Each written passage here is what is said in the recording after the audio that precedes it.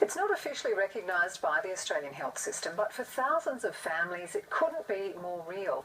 If left untreated, Lyme disease can be deadly, prompting an 8-year-old girl and her mother to campaign to raise awareness for the country's unrecognised epidemic. For Mari Huttley-Jackson and her daughter Genevieve, it's a ritual they must perform 3 times a day. Better check the schedule for what we have to have on Thursday. At 8 years old, Genevieve suffers from a possible case of Lyme disease. Murray says she began to notice something was wrong when her daughter was 5, a few weeks after she was bitten by a tick at her grandma's house in Sydney. Okay, so that one. That'll do.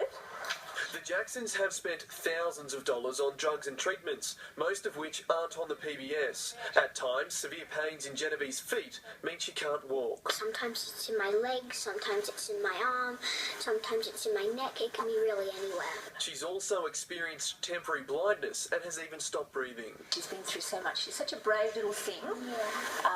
But we were frightened of losing her a couple of times. The Australian Medical Association says Lyme disease exists, but there is little evidence it occurs in Australia.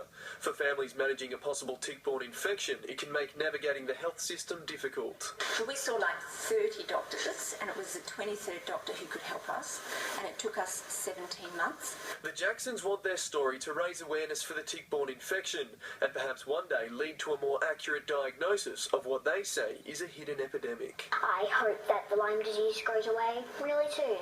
Rob Morrison, Win News.